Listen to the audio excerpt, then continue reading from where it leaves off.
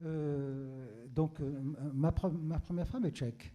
Et donc, on habitait dans cette ville qui s'appelle Boumerdès, qui est à 50 km d'Alger. C'était un campus, hein. Donc, là-dedans, c'était un truc fermé, donc grillagé, hein. Un immense campus. Il y a 10 000 étudiants. Enfin, il y a des étudiants, des profs, et le personnel qui travaille dans ces instituts, ces laboratoires, ces centres de recherche. À l'époque, on avait cette ambition, quand Boumedienne voulait crever le plafond, il avait besoin d'une sorte de Silicon Valley comme ça. Voilà. Et puis surtout loin d'Alger, parce que comme ça, s'ils se révoltent, on peut aller les tuer et personne ne verra rien du tout. À Alger, c'est difficile de tuer les gens. Il y a toujours des témoins. Et donc, on était en quelque sorte, les étudiants, tout ça, parqués comme ça dans cet endroit. C'était très sympathique, hein. Le campus américain. Et donc, moi, j'étais prof, chercheur et tout ça. Et ma femme tchèque, on est là, c'était bien. Une vie entre profs, un peu artificielle et tout. Mais gérée de manière moderne. C'est un campus universitaire. Et puis, il y a une école, évidemment, pour nos enfants. Et ma femme et moi, on s'était organisés pour que chacun, à son tour, va chercher les enfants à l'école, quoi. Enfin, l'aîné, parce que la petite était encore. Et puis ce jour-là, c'était mon tour. Je vais, je vois les enfants qui sortent de l'école, et je vois pas ma fille. Tout le monde s'en va. Je vois le gardien fermer l'école. Je dis, ah, tu fermes pas, ma fille n'est pas sortie encore. Elle me dit, non, tout le monde est sorti. Personne. Ben, vérifie quand même. Non, j'ai vérifié. Bon, finalement, il ferme la porte et bon, catastrophe. Je cours à droite à gauche et puis je vais voir, en voiture, je tourne, je dis peut-être que ma fille est partie, puis elle traîne, les enfants, des fois ils s'oublient et partent dans toutes les directions. Rien, donc je vais chez les parents dont les filles étaient des copines à ma fille, quoi. Est-ce que ma fille s'appelait Nani? Est-ce que Nani est chez vous? Non, non. Moi, je fais le tour des 3 ou 4 familles et je rends, comment dire ça à ma femme? C'est catastrophe. Et puis, bon, finalement, je lui dis, crise, syncope, on repart, on cherche, partout, rien. Bon, eh bien, allons au commissariat. Ben, nous, c'est un campus, il n'y a pas de commissariat, il n'y a rien. Il faut aller au village qui se trouve à 7 ou 8 km pour. Bon. Et en partant, alors à la sortie de Boumardès, il y a une petite mosquée comme ça qui date toute rikiki, hein, comme la tour de Pise, son minareté comme ça. On attendait le moment où il tombe sur la tête de l'imam. Bon, ça ne s'est pas produit, mais c'est tout petit, une mosquée qui pouvait contenir 4 ou 5 personnes. Et ma femme qui dit, ah, Nani. Alors on voit sortir de la mosquée un jeune habillé à la Taliban, hein, traînant comme ça une quinzaine de gamins et gamines de 6 ans, 7 ans. Et alors je prends ma fille, et le gamin, enfin le gamin il a 17 à 18 ans, je le prends à la gorge, et qu'est-ce que c'est que ça? Ben, il me dit, ben, ils étaient à la mosquée, ils font les cours. Mais quels cours? Ben, il ne savait pas répondre. Alors je rentre avec l'intention d'assassiner l'imam, mais il était vieux et tout. Bon, je lui ai parlé comme ça, et puis il m'a dit, ah, je ne sais pas. On rentre à la maison, bon, notre fille. Et là, le lendemain, ma femme et moi, on est partis voir la directrice de l'école. Et il dit, mais qu'est-ce que c'est que cette histoire-là? Hier, voilà, et notre fille, on la va sortir d'une mosquée. Et la bonne femme était offusquée. Une femme éduquée, hein, donc qui a vécu la période des pieds rouges et tout, comme moi, hein. Elle était offusquée, mais elle me dit, monsieur, c'est un programme national. Mais programme national ou international, vous consultez les parents. Mais monsieur, mais l'islam, les trucs, etc. Mais on n'a pas. Vous vous rendez compte si on devait consulter les parents pour est-ce qu'il faut un cours de maths ou pas, est-ce qu'il faut un cours de physique ou pas? En fait, elle était offusquée de votre réaction. De ma réaction. Mais je lui dis, mais ça, c'est pas pareil, ça, c'est un truc de religion, c'est pas les maths, la physique, bon, ça fait partie du programme. Elle me dit, non, c'est un programme national, alors c'est là le choc, destiné aux enfants de couples mixtes pour que leurs enfants soient élevés dans la religion musulmane et pas dans la religion de la maman ou du papa, parce que, waouh, j'ai dit, madame, vous pouvez rayer ma fille de vos listes. Terminé. Elle ne remettra plus les... Vous n'avez pas le droit, l'école est obligatoire. Bon, on est parti.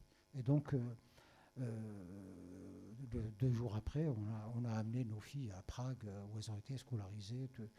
Elles ont fait toute leur scolarité là-bas. Mais qu'est-ce qui s'est passé? C'est que on l'a mise à l'école en septembre, octobre, novembre. On avait à la maison un petit ayatollah. Maman, pourquoi tu fumes? C'est-à-dire, elle nous répétait les injonctions de l'imam. Donc, il ne leur apprenait pas la religion. Moi, je comprends qu'un petit cours par-ci, par-là, pour dire aux enfants, bon, vous savez, il y a un Dieu, puis truc, bon, pourquoi pas. Mais non, c'était de l'endoctrinement. Maman, pourquoi tu fais? Papa, et on ne comprenait pas. Alors, injustement, on a accusé les copains, le milieu. On dit, bon, c'est normal. Elle est dans une école algérienne, ça fait pas, c'est la culture nationale, un peu, quoi. Mais, et là, on l'a compris. Donc, qu'il y avait une opération comme ça d'endoctrinement faite à l'insu des parents. Donc, on a emmené nos enfants à Prague. Mais cette attitude a été, au fur et à mesure que le temps passait, où de plus en plus de religion à l'école, et puis ensuite à la télévision, de plus en plus, et partout. C'était envahissant. C'était pas, et ça ne répondait pas à une demande, à la limite que les gens demandent par intérêt, par ce qu'ils veulent, c'est leur affaire. Moi, ça ne me gêne pas, ça. Mais que ce soit décidé par une autorité, donc on est dans ce qu'on a vu là. Donc c'est autre chose. Donc là, il faut se révolter avant qu'il ne soit trop tard. Parce que notre capacité à se révolter, c'est comme le gouvernement, si on ne fait pas les réformes, parce que les réformes, c'est ça, c'est une révolte contre un ordre qui ne fonctionne pas. Si on ne fait pas les réformes les 100 premiers jours, autant aller se coucher. Parce qu'on est conditionné, c'est fini. On est conditionné à vivre dans l'ordre qu'on a trouvé. Bon, il est comme ça, bon, peut-être des petites réformettes, si c'est possible, si c'est pas possible, le suivant. Donc le temps de la révolte est très court. Alors, c'est tout à l'heure que j'avais commencé cette phrase et je me suis arrêté. Le problème, c'est la véritable question. Donc l'endoctrinement fait partie de la façon de vivre, notre vie, c'est l'organisation, c'est le principe même de l'organisation et tout. À un moment donné, se posent 2 questions. Est-ce que c'est à une ambition totalitaire ou c'est seulement un excès d'ordre? Moi, quand je suis à Alger, je ne mets pas de cravate, je me rase une fois tous les 15 jours. L'ordre est différent. Et quand je vais ici, l'ordre occidental me pèse. C'est très, donc c'est très comme ça, quoi. On ne peut pas faire ce qu'on veut. Plus on est dans des sociétés, disons, archaïques, plus on a une certaine forme de liberté. Tu vois. Moi, il m'arrive comme Nora de sortir à pieds nus. C'est pas gênant. Vous me voyez là à Limoges, ou là maintenant à pieds nus, ce serait scandaleux. Bon, donc c'est possible. Alors, vous pensez que ça a à voir avec le scandale? Hein? Ça n'a pas à voir avec le scandale. Oui et non. Quelquefois, l'ordre peut être un peu étouffant, quoi. Donc, c'est d'ailleurs pour ça qu'on a inventé les vacances, c'est pour échapper à la dictature de l'entreprise, de l'ordre, au réveil à 6 h du matin, un truc, etc., etc. Donc, 2 problèmes. À quel moment, est-ce que c'est possible qu'on prenne conscience à un moment donné que l'ordre qui se met en place a une finalité totalitaire? Ou c'est seulement le président arrive, il est en train d'organiser le pays, tout simplement. Il fait un travail d'organisation. Et ça, on ne le voit pas. C'est toute la difficulté. Donc, vous dites, c'est gênant, mais c'est vrai que ça apporte une certaine... L'ordre, c'est bien. Et ainsi de suite. Mais à un moment donné, vous ne vous rendez pas compte. L'endoctrinement se fait à notre insu. Et ça, c'est la première question. La deuxième question, c'est quand on a pris conscience que la finalité est totalitaire. Le dictateur a des ambitions tout autres que celles du bien vivre, du mieux vivre, etc., par l'organisation, le travail. Et c'est la question suivante. Est-ce qu'on peut, il faut qu'on ait pris conscience, est-ce qu'on peut se libérer? Est-ce que la révolte individuelle est possible? Est-ce que la révolte collective est possible? Voilà. Collectivement, je crois qu'on peut analyser ça dans tous les sens, c'est impossible. On ne peut pas se révolter collectivement. Parce que, bon, nous sommes tous différents et que chacun... Il y a des gens qui trouvent intérêt à la dictature, elle les fait vivre, donc ils la défendent, d'autres ne ressentent pas ça comme étant une dictature, ils ne trouvent pas ça anormal, d'autres si, etc., etc. Donc en raison de cela, ça paraît tout à fait impossible. Ce n'est possible que lorsqu'il y a une force extérieure qui vient provoquer la révolte, comme les pays de l'Est ne se seraient pas révoltés si l'Occident n'était autour, avec des radios qui émettent 24 heures sur 24 pour dénoncer le régime, s'il n'y a pas eu des politiques tendant à affaiblir le pouvoir, comme en ce moment on essaie d'affaiblir on a essayé de le faire avec l'embargo, affaiblir l'Iran, affaiblir la Corée du Nord, pour qu'il y ait des révoltes intérieures, mais elles ne se produisent pas. Elles ne se produisent pas. Avec tout ce que ont supporté les Iraniens, je parle du peuple, de frustration d'eux, ben, ils ne se sont pas révoltés.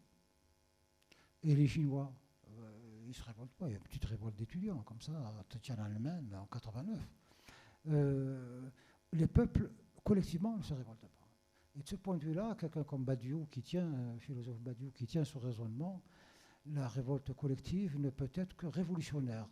Ça veut dire qu'au départ, il y a des intellectuels qui inventent quelque chose, qui créent des conditions, ce qu'ils appellent les conditions justement de la révolution, et puis elle doit être menée de l'extérieur. Elle ne peut pas se faire de l'intérieur.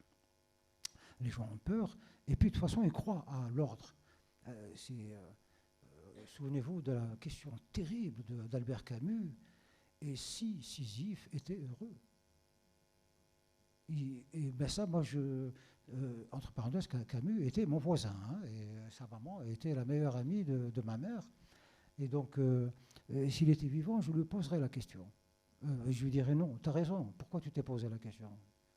Parce que je le tutoyais, donc, puisqu'on était voisins et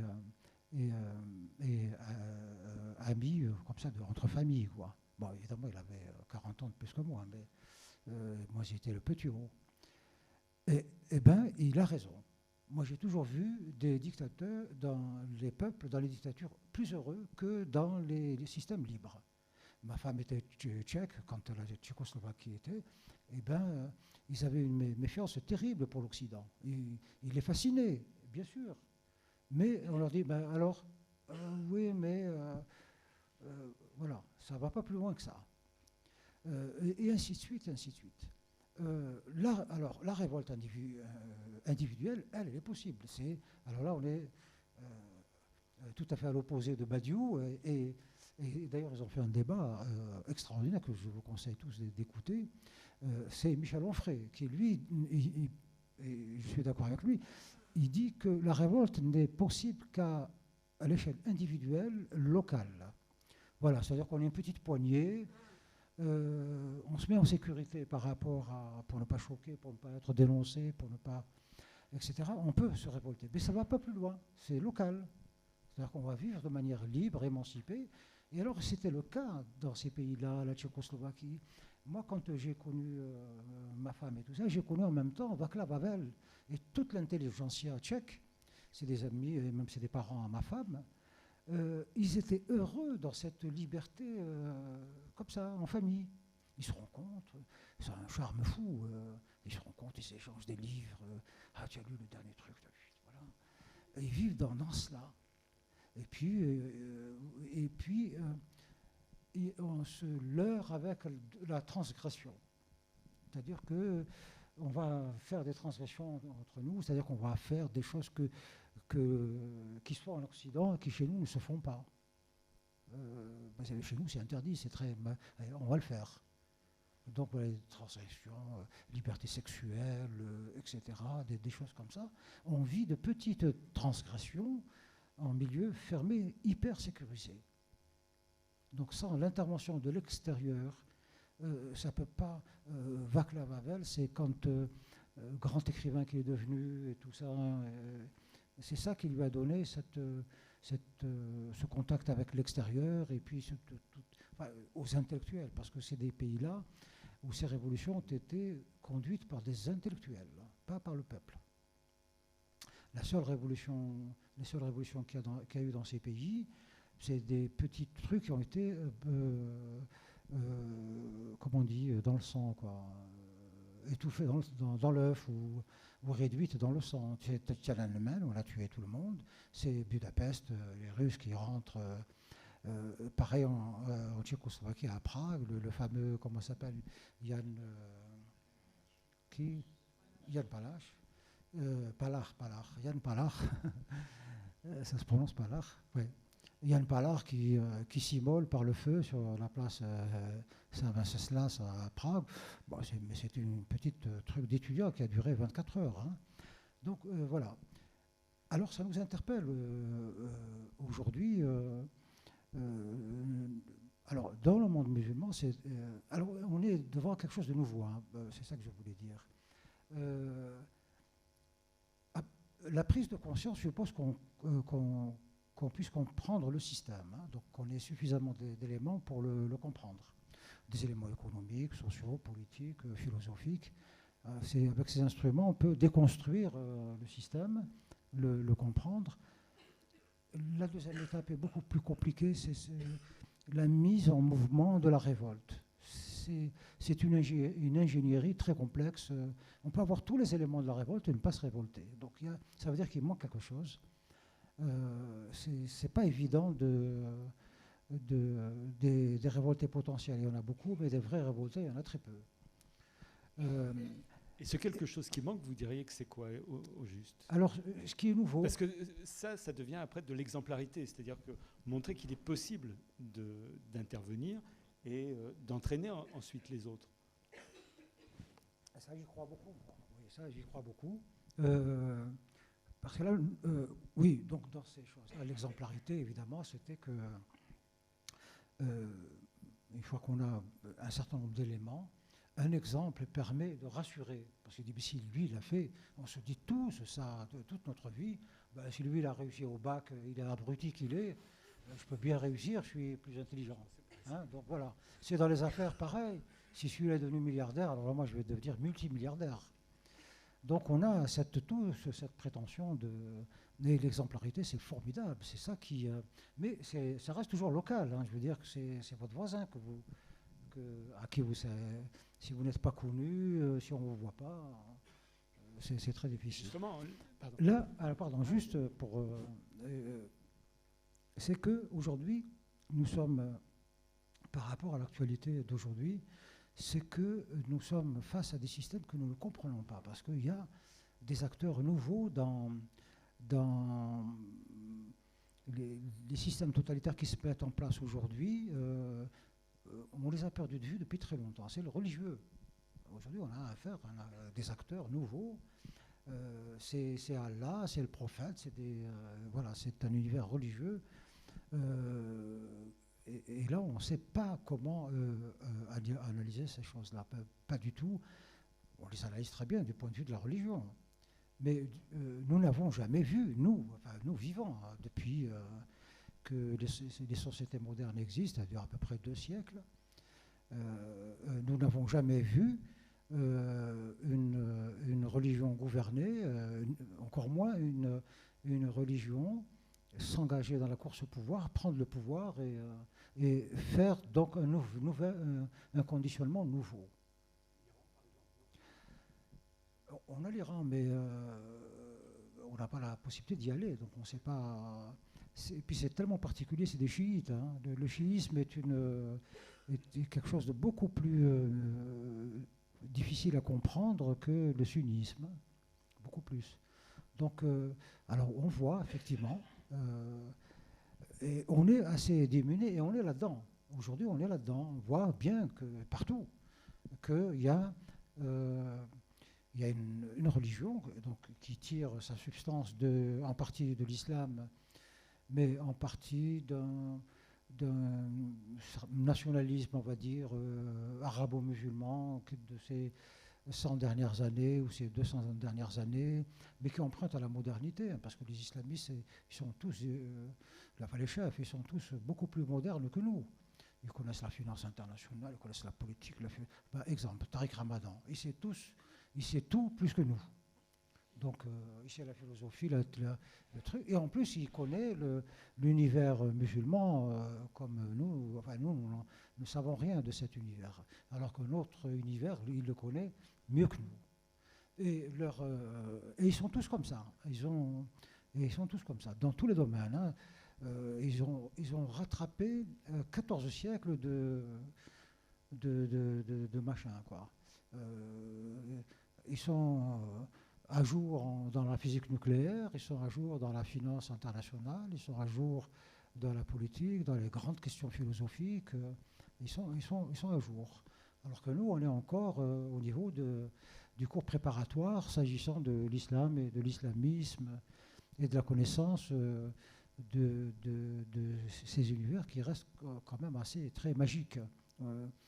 Il y a plein de choses qu'on ne peut pas comprendre, quel que soit l'effort que l'on fait. Moi, j'ai passé plus de 20 ans à étudier ça et j'ai écrit, Gouverner au nom d'Allah, qui explique tout ça, mais il reste quand même parce que aussi, peut-être, je n'ai pas les éléments. J'ai abordé la question sous l'angle de la religion,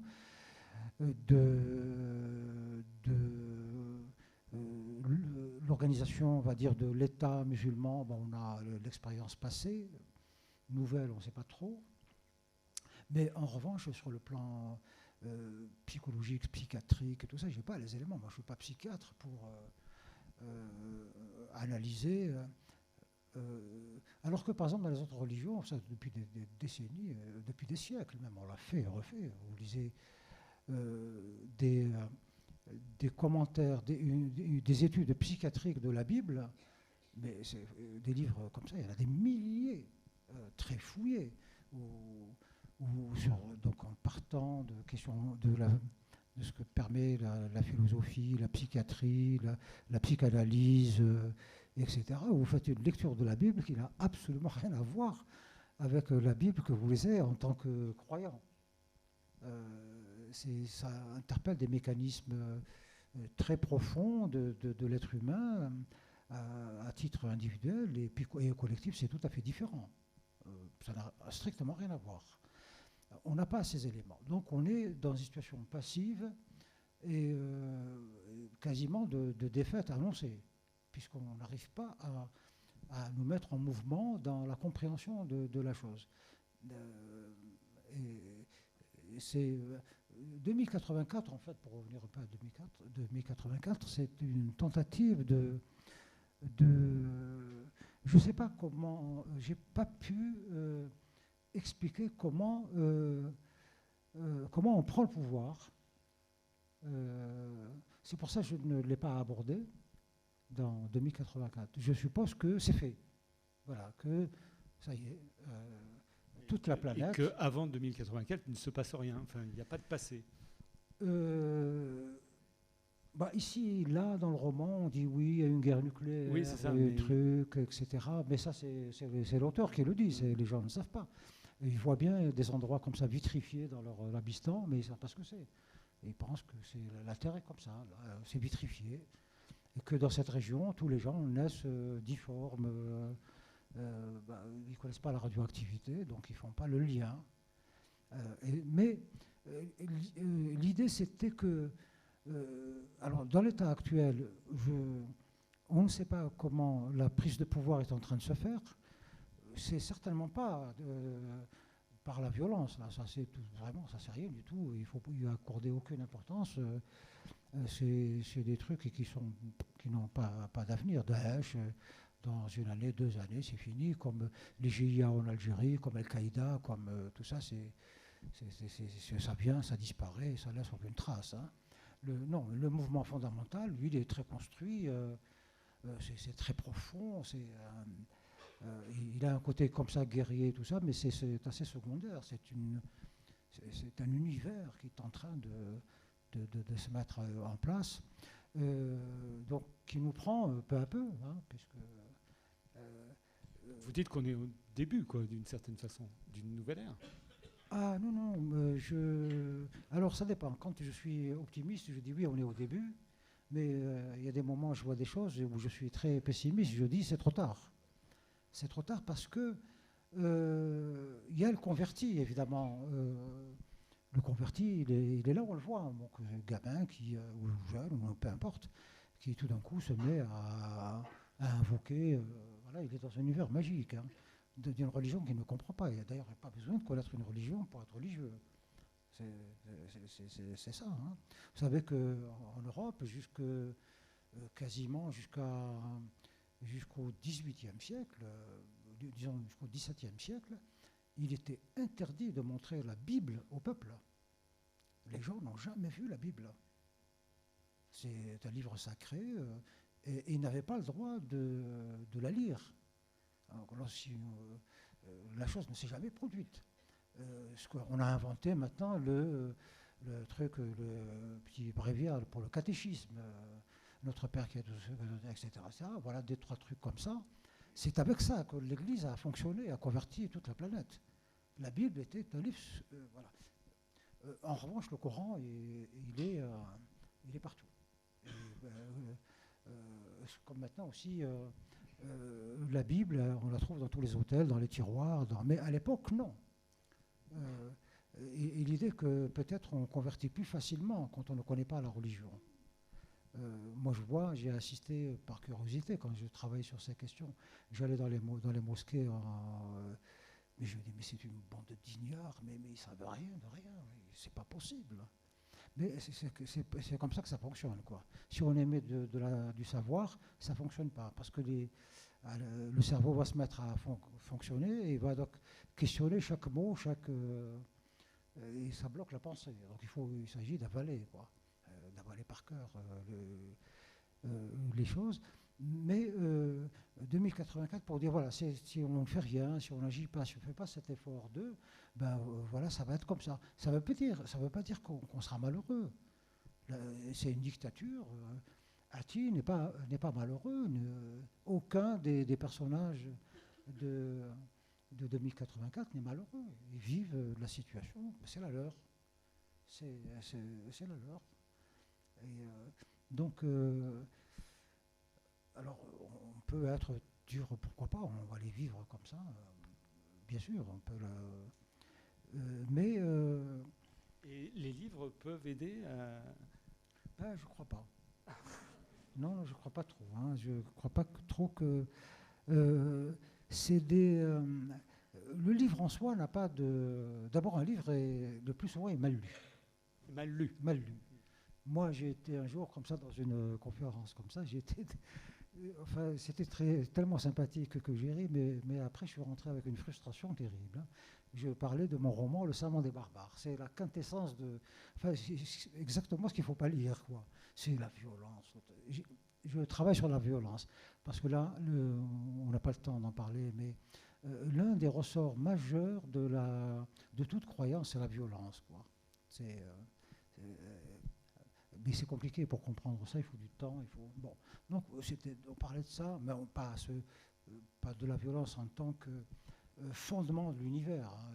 L'univers ne tient que parce qu'il y a des forces gravitationnelles, force ci, force là, et que ces forces sont comme ça, et c'est comme ça que ça tient. Sinon, s'il n'y avait pas les forces gravitationnelles, tout tomberait. Voilà, c'est l'existence des forces, et les forces, c'est la violence, évidemment. Toute force qui s'exerce sur quoi que ce soit est une violence sur lui, parce que voilà, nous subissons l'attraction de la Terre, ça fait mal à nos trucs. Si la gravité était 3 fois plus élevée qu'aujourd'hui, on pèserait 3 fois notre poids. Vous vous rendez compte, on fatiguerait au bout de ces... Bon, d'abord, on aurait des muscles, des mollets comme ça pour pouvoir nous tenir. Et on fatiguerait. Donc, vous voyez, c'est très compliqué. C'est dans ce sens-là. Mais la violence sociale, la violence politique, la violence philosophique. Et puis, bon, voilà, c'est fini. Et les questions-réponses. Et au fond de la salle, il y a, alors qu'on commençait à se lever, une femme très âgée. Il se lève et elle dit, je voudrais poser une question. Le modérateur lui dit, ah non, madame, il fallait vous poser votre question tout à l'heure, on doit libérer la salle. Parce qu'il faut que je vous dise, ça s'est passé chez Mola. Mola, vous connaissez peut-être, la librairie Mola, c'est la plus grande de France. Il y a des salles de conférence, des salles un peu partout. Au même moment, il y a plusieurs entretiens comme ça, de philosophie, ce que vous voulez, enfin tous les sujets. Ils invitent des auteurs. Et puis, alors, comme elle était tellement mignonne, je lui ai dit, bon, il faut la laisser poser cette question. Enfin, moi, ça ne me dérange pas. Si le public, ça le dérange, moi, non. Cela m'a dit, avec un air très méchant. Vous êtes un homme très méchant. Bon, d'accord. Et elle me dit, mais qu'est-ce que vous avez contre les chats? Cet animal adorable, tout ça. Je lui dis, madame, je crois que vous êtes trompée de salle. Là. Il doit y avoir quelque part un auteur qui a écrit sur les chats. Et elle prend mon livre et dit, c'est vous qui avez écrit ça? Ce torchon, je crois qu'elle a dit quelque chose comme ça. Le serment des barbares. Et c'est vous? Ben oui, là, bon, ben vous êtes bien. Et alors, et pourquoi? Mais vous dites ça? Voilà, je lis. Ah, bon chat, bon rat, il n'y a pas de quoi fouetter un chat, truc, etc. Bon, moi, j'utilise beaucoup des adages, des proverbes, des trucs, et je ne suis pas responsable de ce que... C'est tout ce qu'elle a retenu. Voilà, donc la difficulté, on peut lire tous les livres que l'on veut et on ne les comprend pas. C'est pas parce qu'on est bête, c'est peut-être parce que l'auteur s'est mal exprimé, c'est peut-être parce qu'on l'a lu trop rapidement, c'est parce qu'on n'a pas les outils pour... je ne sais pas, si vous lisez un livre de psychanalyse, si vous n'avez pas fait un minimum d'études à la question, vous ne comprenez rien, c'est de l'hébreu. Enfin, pardon, c'est du franglais, du chinois. C'est du chinois. Donc c'est dans ce sens-là, c'est très difficile. Là. C'est très difficile. À propos de questions, en fait, le temps vraiment file, c'est assez agréable. En plus, je suis très j'espère bavard, pour vous, donc, mais en tout cas pour moi. Peut-être on peut justement laisser le public, si vous avez des questions à poser, profitons-en, on a encore un petit peu de temps, on a un petit quart d'heure, 20 minutes.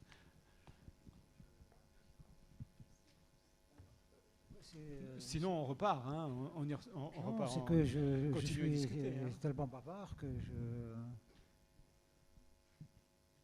j'ai pas de. Mais on peut continuer sur la question de la. Vous écrivez quoi en ce moment? Vous travaillez sur un nouveau roman? Non. J'essaie parce que ça m'a été demandé, de faire une adaptation théâtrale de 2084. Mais pour ceux qui l'ont lu, ils voient très bien que c'est pas possible à adapter. Bon. Et donc, le Serment des barbares, ça avait été adapté au cinéma, je crois, par Costa Gavras, non? Il me semble. Mais ça a été non, ça n'a pas été fait. Non, ça a aussi, mais c'est un truc qui a été avorté en cours de route. Le scénario a été écrit par Georges Semprin. Costa Gavras a commencé, et puis, comme il avait sorti son film sur Vatican, là, et qui s'est trouvé avec des dizaines de procès partout. Amen. Voilà. Donc des procès partout. Donc il courait d'un pays à l'autre et donc il a arrêté en quelque sorte. La main a été passée à Yves Boisset. Yves Boisset, c'est un réalisateur. Il ne peut pas partir du travail fait par un autre. Ça ne se fait pas. Donc il repart à zéro.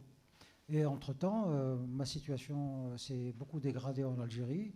Donc je suis devenu persona non grata. Et donc le gouvernement a refusé de donner l'autorisation de tournage. Et donc voilà, c'est resté. Alors comme entre-temps, le budget qui avait été débloqué Ben, il a été bouffé en aller-retour, en frais d'avocat. Et donc il faut reconstituer la cagnotte. Et écrire vous-même pour le théâtre ou...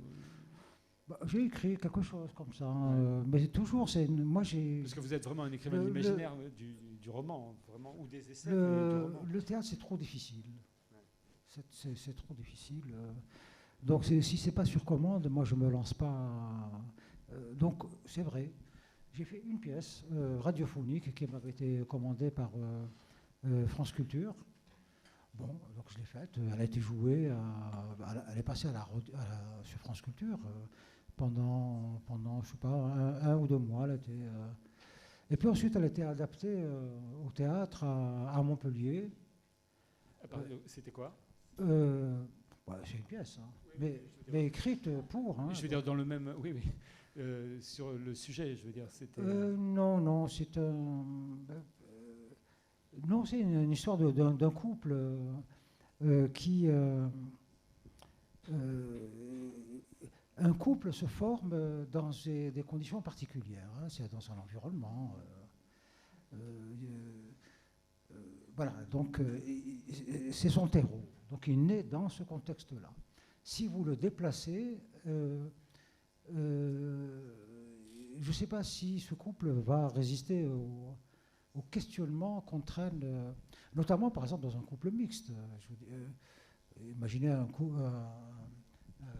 couple né ici, je sais pas, entre un Chinois et une Française. J'ai pas vu beaucoup de couples françaises et chinois. Chinoises et français, oui, mais l'inverse, non. Mais peu importe. Il est né ici, cet amour est né ici. Si, imaginez que ce Chinois retourne en Chine, donc et que sa femme vienne,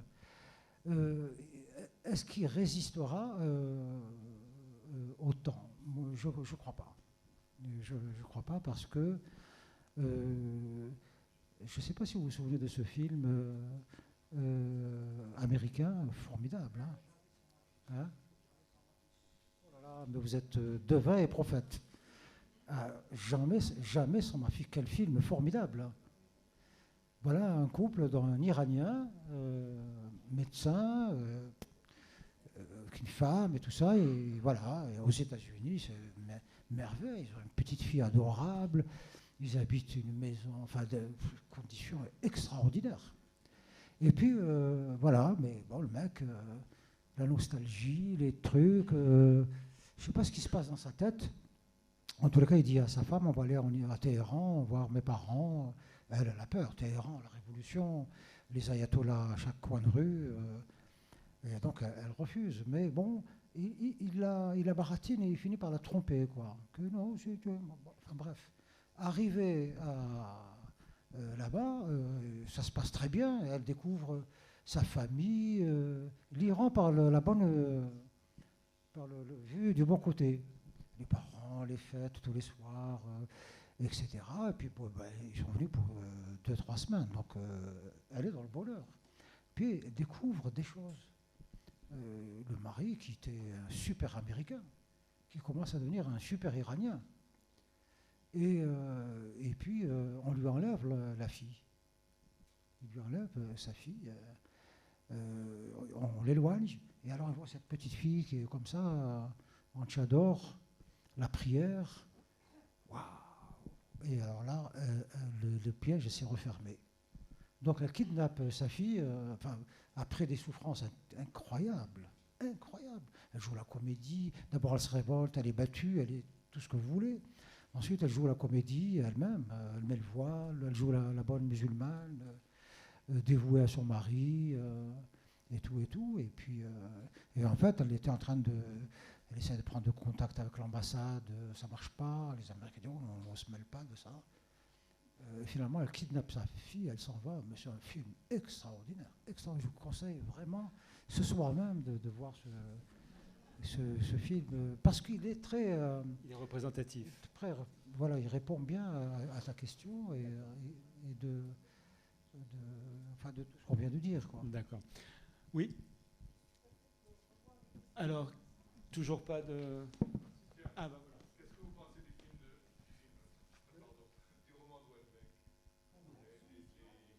Insoumission.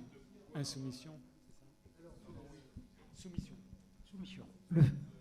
Le roman est formidable. Houellebecq est un super écrivain. C'est plein d'humour, c'est tout, mais c'est pas réaliste. Voilà, c'est pas du tout réaliste. Encore que, hein, Tariq Ramadan, je crois qu'il est en train de demander la nationalité française parce que, d'abord, il s'est créé un parti islamiste, disons islamique. S'il est islamiste, on ne le voit pas encore, mais il se présente comme... qui s'est présenté aux élections, là, les dernières, et il a fait un bon score. Il a fait, je crois, 13 ou 14. Bon, vous me direz que c'est dans un quartier...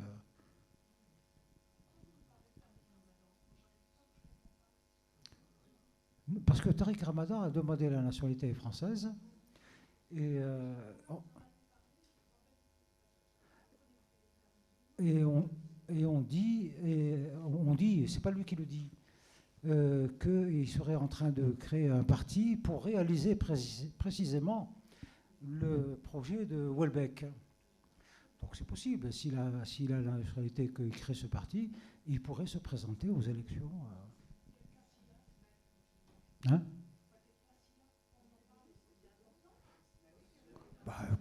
Comme exemple. Comme exemple. C'est un exemple. Il est quand même assez présent, il est médiatisé, il prend la parole, après le pouvoir qu'il se donne. Quel pouvoir il a? Il a un pouvoir colossal.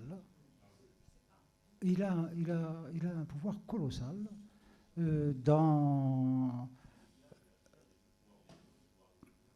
voilà, il participe d'une démarche de conversion, de mobilisation, d'explication de l'islam dans les milieux musulmans. Il fait un travail considérable. Et j'ai découvert sa fille. Je crois qu'on va beaucoup en parler dans les années à venir. Pour le moment, elle ne travaille pas en France, elle est plutôt en Afrique. En Afrique, elle est déjà une idole. Une idole. Elle a des qualités presque supérieures à celles de son père. Capacité à... J'ai écouté quelques-unes de ses conférences. Elle est invitée partout en Afrique, elle est attendue comme...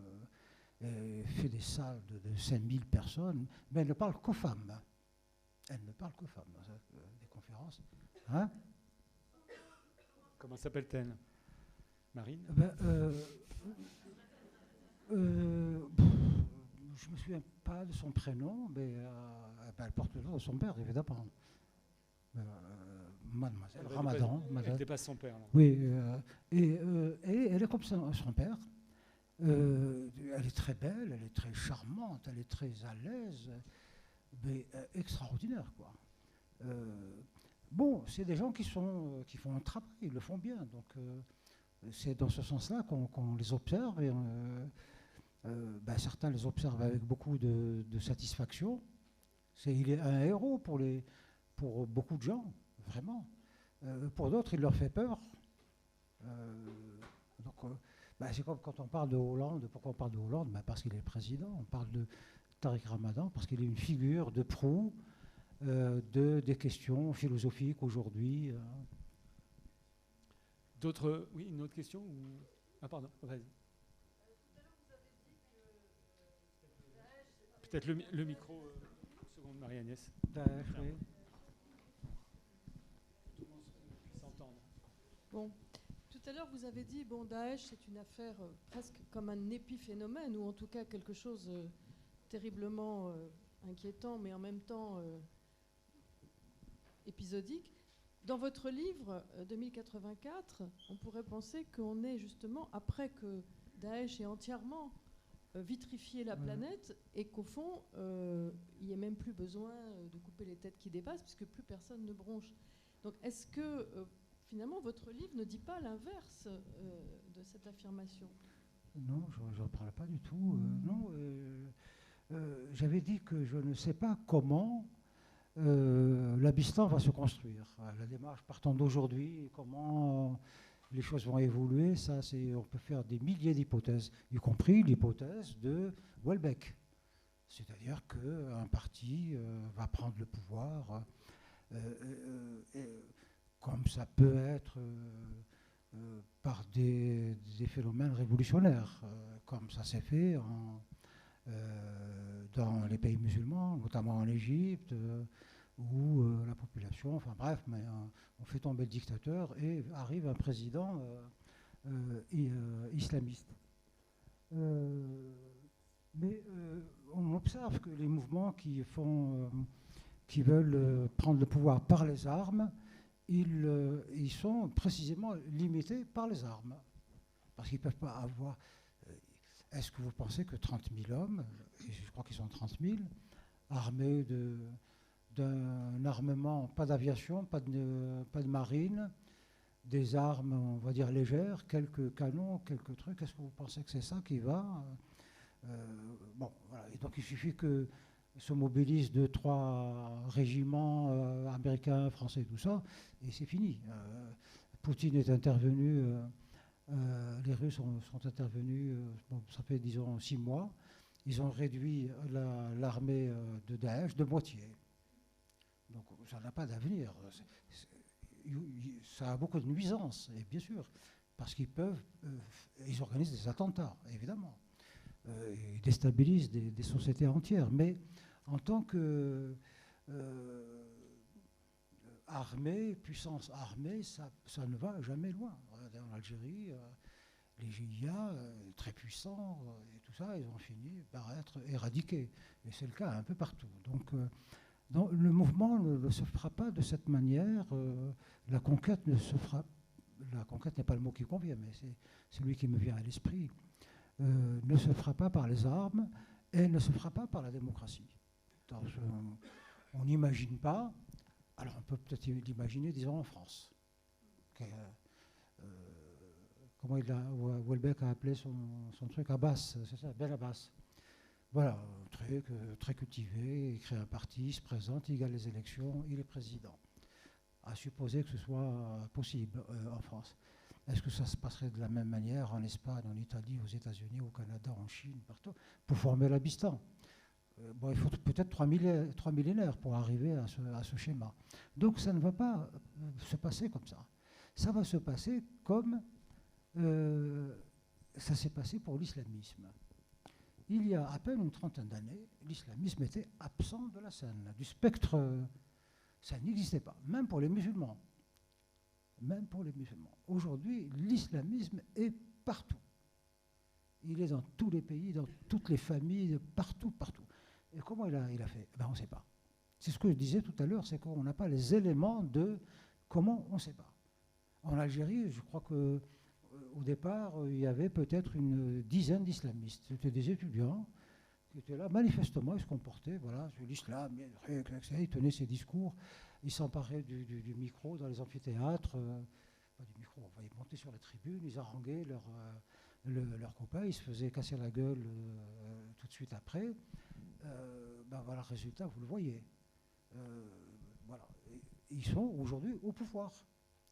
L'islamisme est au pouvoir. Alors il l'est. Il y a 30 ans, il n'existait pas. Il est au pouvoir au Maroc, en Algérie, en Tunisie, en Libye, en Égypte, et ainsi de suite, et continuer. Et il a pris pied dans tous les pays du monde.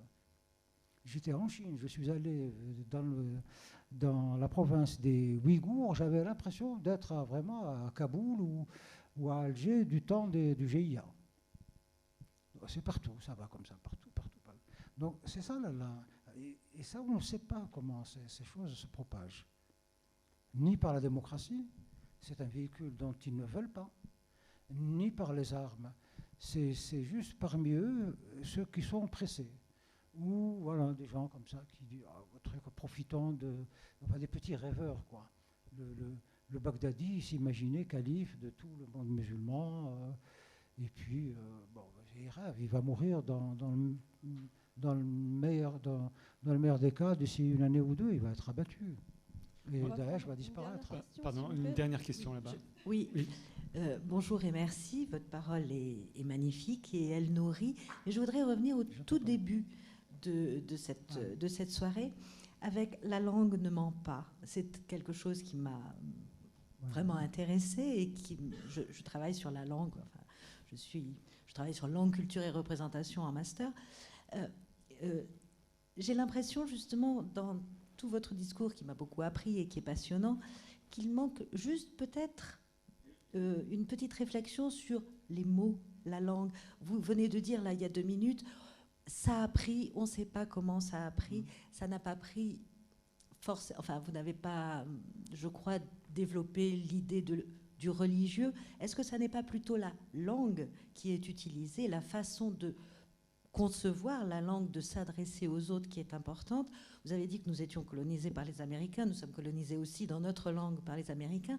Est-ce que justement il n'y a pas quelque chose dans ce renouveau de la pureté d'un arabe ou d'un français, hein, c'est pas forcément l'arabe, mais quelque chose qui a un rapport avec la langue et sa réception? Voilà, c'était ma question. C'est vrai que c'est une question centrale. On en a un peu parlé, mais moi j'ai écrit tout un livre là-dessus, pratiquement en 2084, traite presque essentiellement de ça, si on regarde bien, et puis dans d'autres textes, beaucoup. Hein. Mais c'est vrai, il faut... mais la langue, c'est compliqué, parce que... Hein? Ben oui, voilà, donc enregistrer la commande. Mais c'est tout à fait vrai, la langue, c'est d'une force colossale quand on voit comment des peuples entiers avec la langue, on a pu les amener soit vers la lumière aussi, parce que pour le moment on a surtout parlé de la langue comme vecteur de mal, mais c'est aussi, elle porte la lumière, hein, et donc je crois que si on devait concevoir une défense, parce que pour le moment ce que l'on peut mettre en place, c'est la défense. L'offensive viendrait peut-être plus tard. Mais la défense, je crois que c'est d'abord par cela. Redonner de la vigueur à la langue. Et la langue qui a produit la démocratie, l'humanisme, les Lumières, enfin toutes ces belles choses. Il faut redonner... cette langue est en train de se perdre. Elle est en train de se perdre. Y compris dans les milieux les plus éduqués.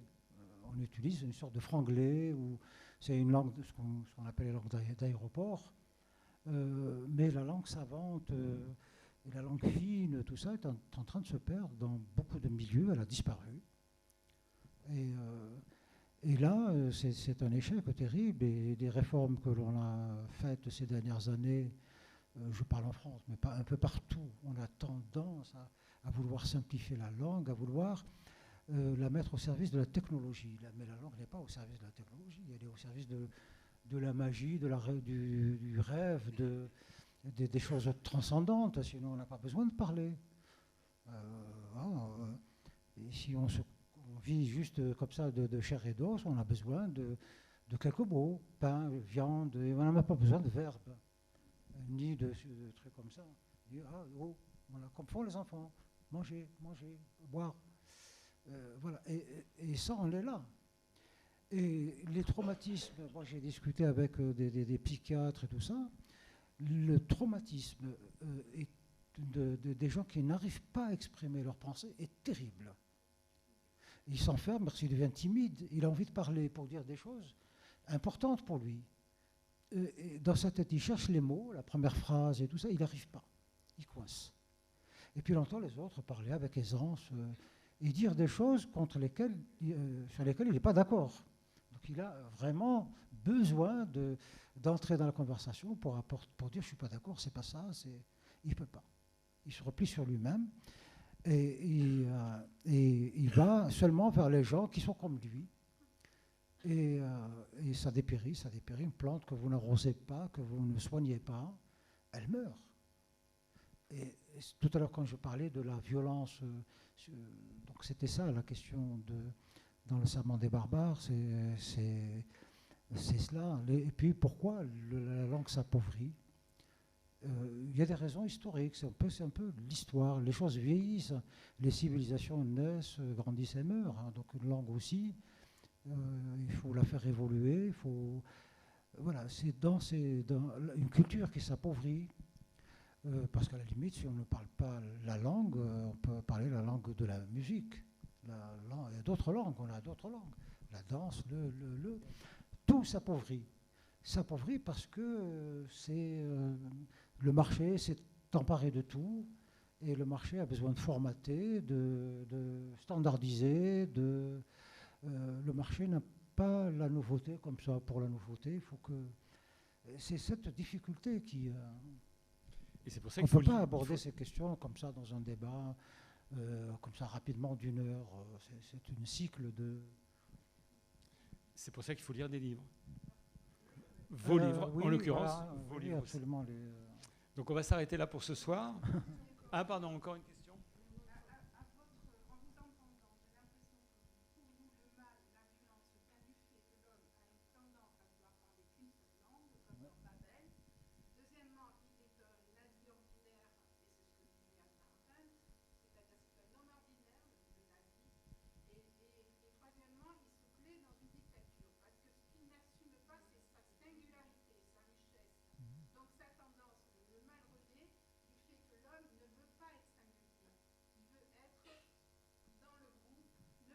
Oui, oui, c'est ça. La standardisation, le marché.